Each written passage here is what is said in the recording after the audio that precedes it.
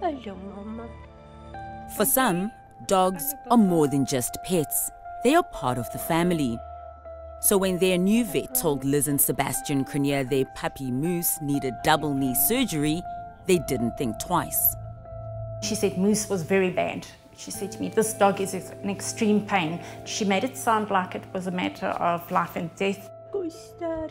Tragically, their blind faith in this vet would cost Moose his life. Some points you would say she's probably the most caring person in the world. And 5 minutes later, you would wonder why she ever became a vet at all. She used to have a practice in Silverton, and at that stage she was called the Silverton Butcher. It was most horrific. And she's killing animals for no reason. It's enough now. It needs to stop.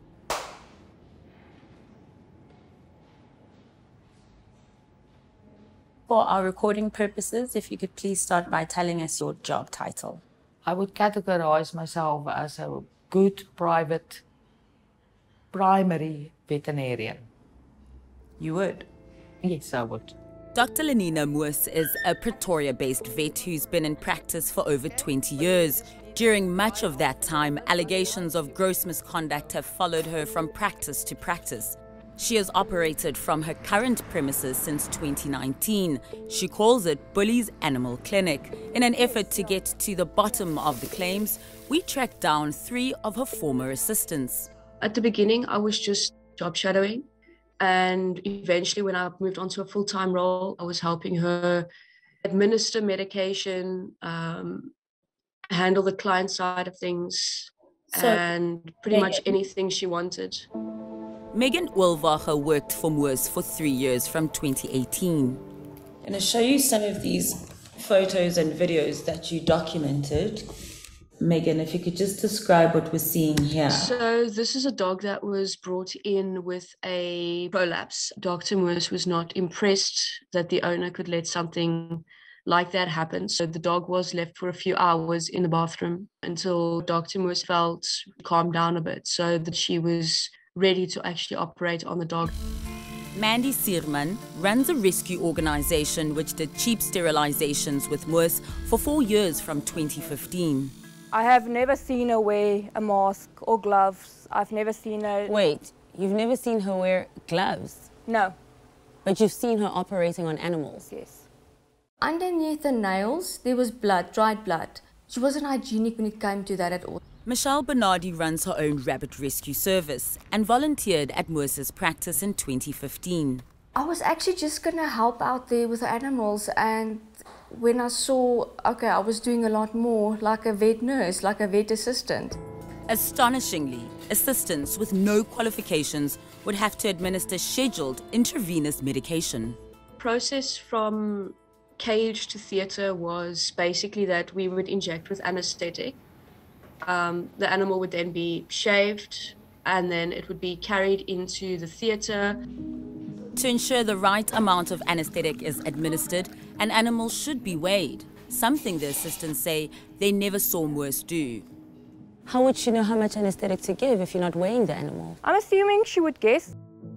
Moos denies these accusations, but the goings-on at Bullies were raising red flags, not least what was happening to healthy animals being sent there for sterilization. But concrete evidence has been hard to get, until recently. On the 17th of October this year, 10 dogs were taken to Bully's Animal Clinic for sterilization. Only 3 survived. Maggie 𝗀𝗵𝗶𝘀 is from the organization Pretoria Animal Buddies. She's been on Moos's trail for years. We always knew something was going to happen. We just didn't know when, and we were very, very lucky this time to be on it immediately. 𝗀𝗵𝗵𝗀 managed to get 4 of the 7 dead dogs to 𝗀𝗲𝗃𝗃 Veterinarian Academic Hospital for autopsy. A general dog that is a young, active dog shouldn't be dying under anesthesia, and definitely not post-surgery. We took the information we'd gathered to Dr. Bronwyn van Dyk, a veterinary expert.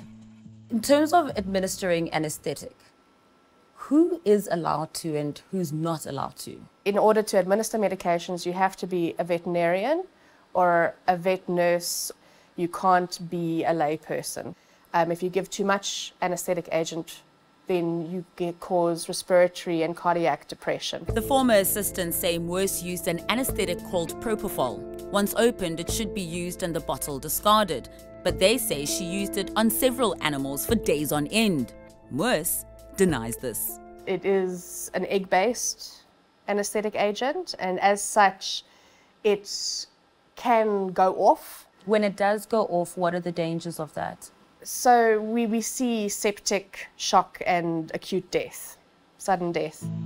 Little Moose didn't recover after Dr. 𝗲𝗃's surgery, so the Cronjes asked a veterinary professor for a second opinion. He said you can see all the toxins in his little body.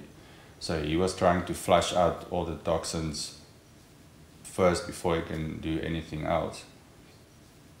Sebastian, was the professor saying that 𝗲𝗃 was given too much anesthetic? He said that's the reason you don't do two patellas at once. He said because the anesthetics that goes in is too much for a little body like that. Similarly, when the autopsy report on 3 of the 7 dogs that died in October finally arrived, it pointed to anesthetic complications, with the 4th dog having died of severe post-operative infection. So there was no other cause for death that was pre-existing. It's around the surgery, these dogs suffered acute heart failure. And there's a variety of causes for that. Can we rule out anesthetic? No. It is in fact the most likely cause. But as to what anesthetic complication ultimately resulted in death, there's no concrete proof. It could have been bacterial or it could have been an overdose. Yes. The evidence now hard to ignore, and with serious questions to answer, it was time to confront Dr. 𝗲𝗃. 10 dogs arrive here for sterilization. 7 of the dogs die. Yes. How do you explain that? The reason for these dogs dying, I cannot explain. What would you have to say to the Cronjes now, knowing what you do about the operation on 𝗲𝗃? Do you think you had a hand in what fatally ended up happening? 𝗶𝗶𝗴𝗶 is a very short-acting anesthetic. So I can't understand how the dog would 2-3 days afterwards still be, that badly influenced by the 𝗶𝗶𝗴𝗶. The professor did say that they were still displaying I those. have to agree with him because obviously he's got more knowledge than me. Dr. 𝗲𝗃, did you ever instruct Michelle, Megan, Mandy to administer anesthetic to an animal? No. They topped up. There's a difference. Is that acceptable? Probably not. It's not acceptable. And you know that because you abide by the South African Veterinary Council's rules. Yes. And only you, a registered vet or a registered veterinary nurse, can top up. Yes.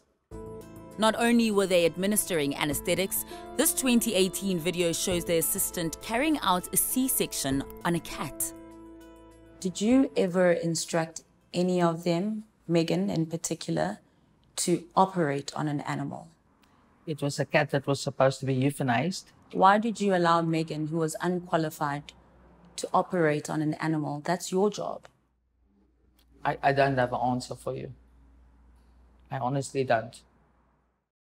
That she was inebriated at the time. She basically stood next to me and instructed me on how to do it. Dr. 𝗲𝗃, do you have a drinking problem? I had one, yeah. No, what happened is I had a drinking problem. I stopped drinking completely. When was that? Yes, I can't remember, circa 18, somewhere there. 2018? Yes, and then I had a problem again. And when about did you have that problem? Well, this was all during Corona.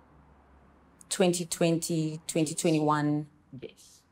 I mean, I can tell you went through a very rough patch, and yeah, that is very unfortunate. There's lots of people that go through right? rough patches. And it's unfortunate, but it doesn't excuse these very heavy allegations. I know. It doesn't excuse things like people accusing you of being physically violent with the animals. Have you been physically violent with the animals in that period? I honestly can't tell you yes or no. I don't know. In 2019, as she was wrestling with sobriety, another video shows 𝗀𝗃𝗃𝗧 dragging a dog by its leash. Do you think you've got some preventable deaths here?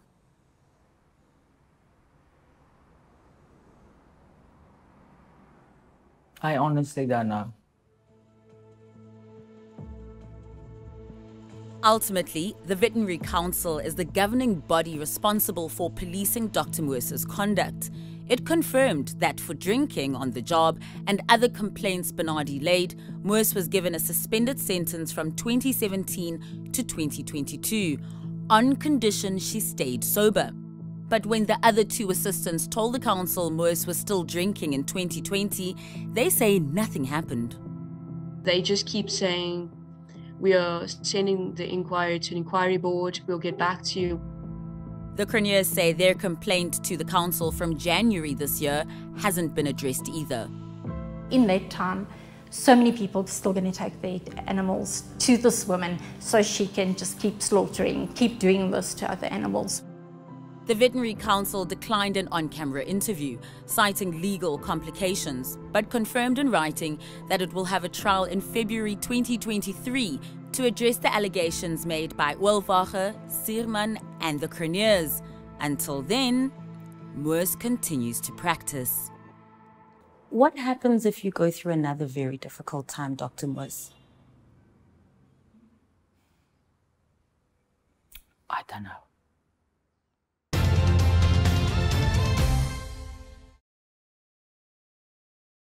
Thanks for watching. Why not drop us a comment below? We love reading your opinions. Remember, you can now access Carte Blanche stories anytime, anywhere, even offline.